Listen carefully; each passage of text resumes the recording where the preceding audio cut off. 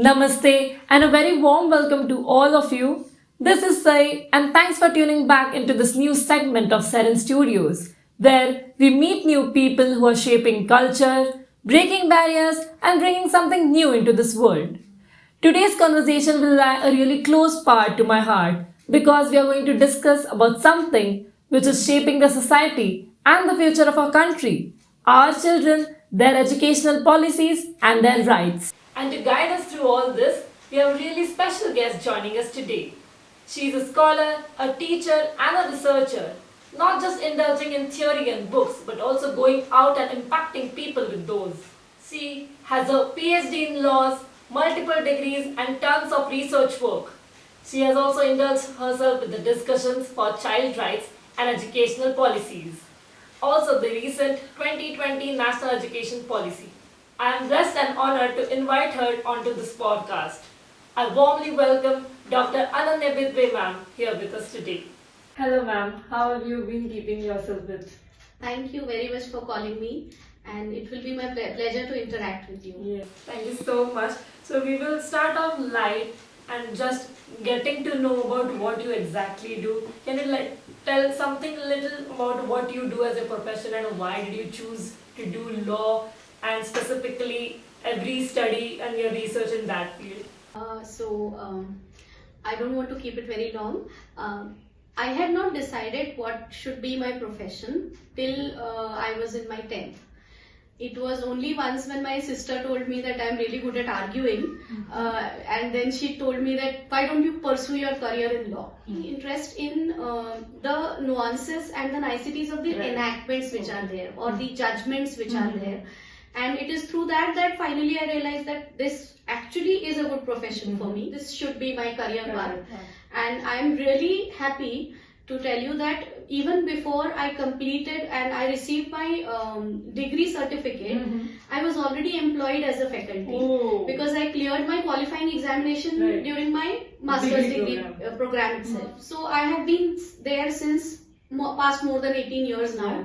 I have been teaching, and slowly there are other responsibilities which come up to you because you have been consistent in your work. School education, pre-primary and primary education, because I was allotted as a member of some committee or as a visitor of some school. So it was then that it all started, the other perspective, because you have a different approach when you are into the higher education institutions. And then schools and primary and pre-primary and high schools, and there are so many different rules which are there in it. So it was not something which you ideally think that all these things are there in this process. I went to the root of it. I looked at the policies. I looked down into the intricacies of the legislations which are applicable.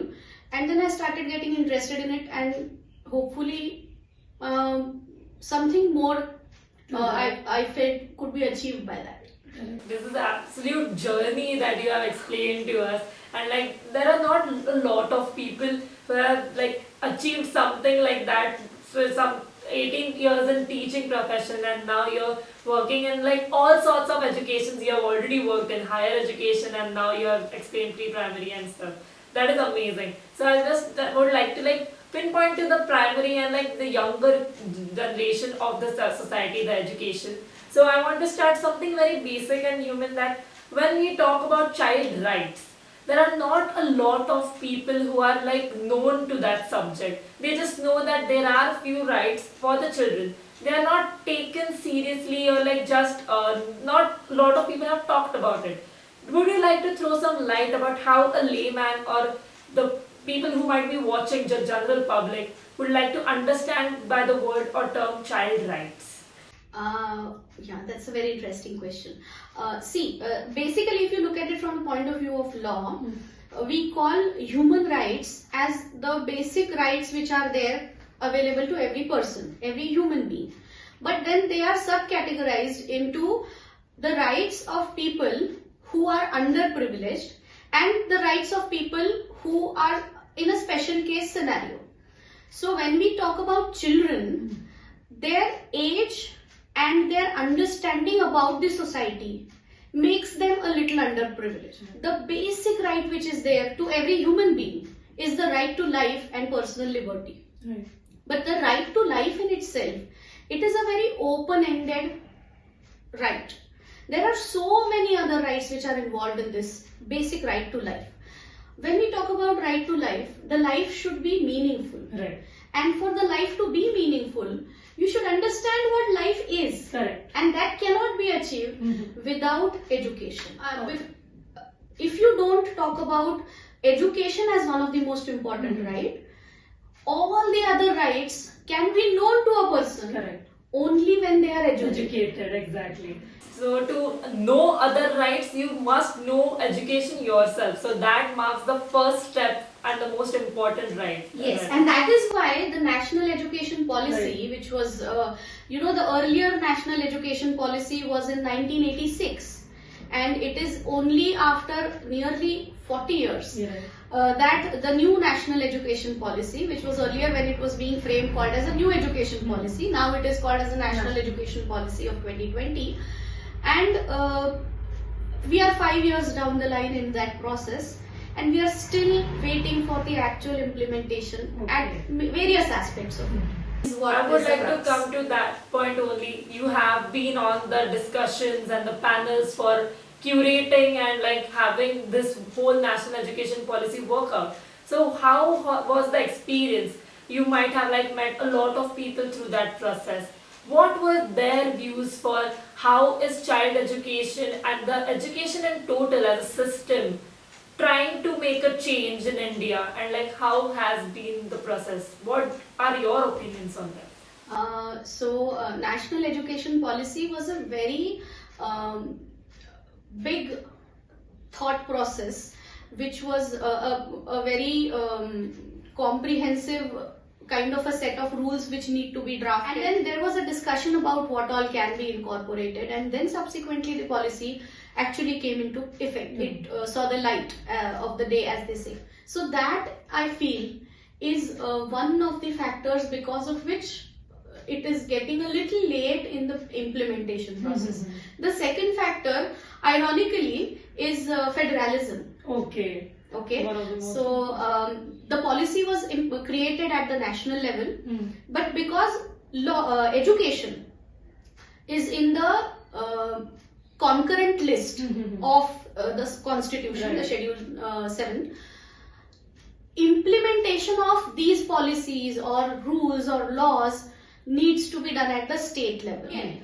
There is a fundamental right. There needs to be a law which needs to be prepared to implement that fundamental right. So the Right to Education Act came subsequently, and the Right to Education Act implemented right to education from age 6 to age 14. The problem is, what about 0 to 6? Or let us say 2 to 6, 3 to 6, because the preschool is equally important. The basics. You cannot put a person who has not been to any preschool directly. You cannot put that child in first standard and expect that child to behave as per the requirements of the first teacher. standard, Right? So education becomes a problem. I have seen so many children drop out at the age limit of 14.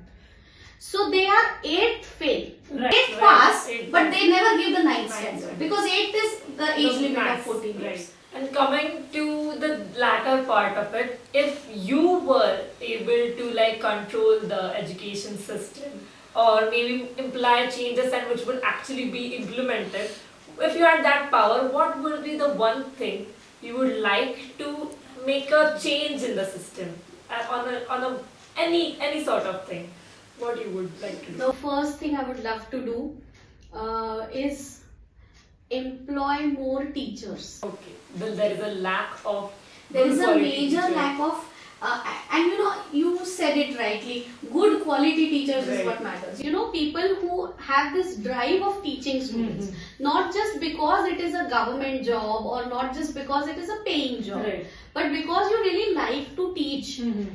People with passion should enter into this profession. What I would love to do is basically hype this profession to the status to which it actually belongs. Right. That is actually beautifully said, because there are lots of things happen societally that people might look down on the profession, and that might be one of the most important reasons where these passionate teachers are lacking in the society. And to add more to it, teachers are someone who shape the children. According to me, everyone, they are the school is a second home. So now, if we would like to talk about how child safety matters in these cases, I would like to come to this part. Like, we have laws such as POSCO and juvenile codes are available, and child labor laws. In simple words, how closely do you think that the education and protection laws can be implemented more accurately? And what is the current scenario of such cases happening?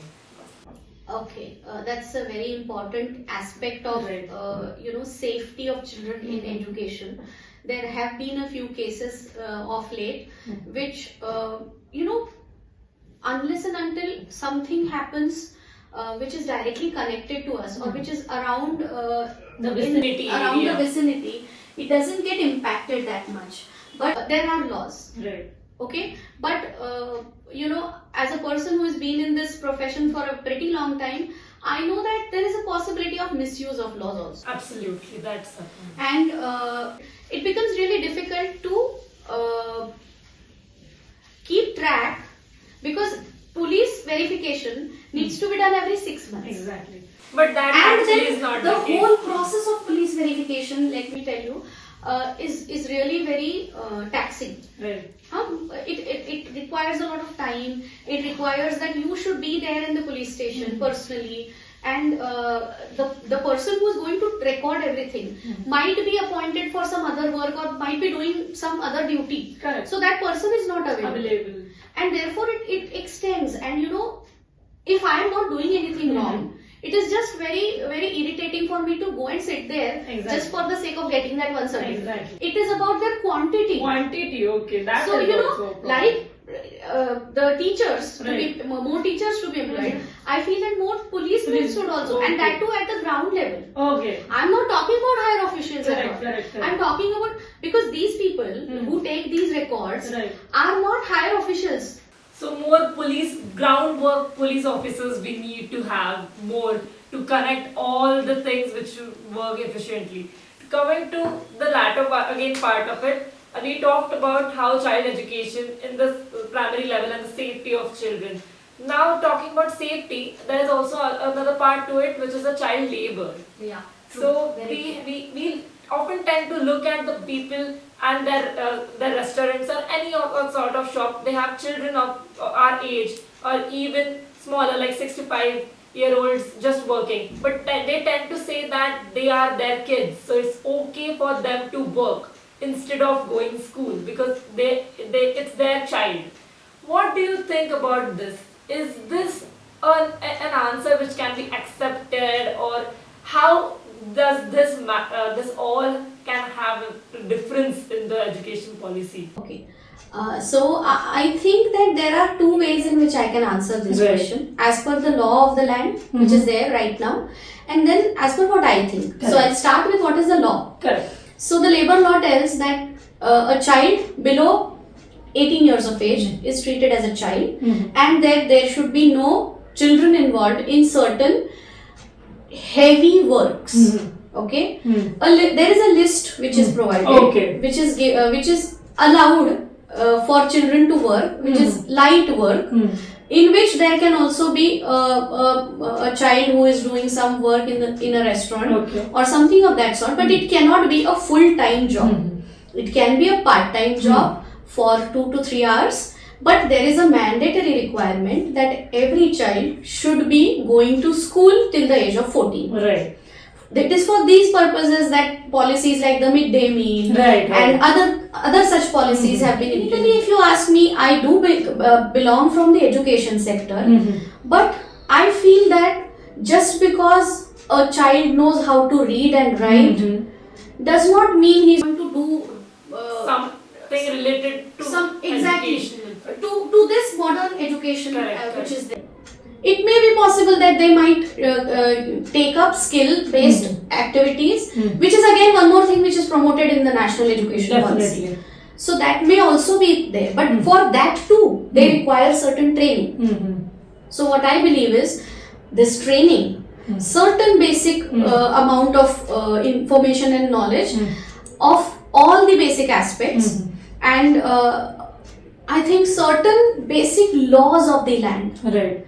should be there as a basic curriculum for everyone. As the foundation. As a foundation. Then, according to their likes Hmm. and their inclinations and their aptitude, Right.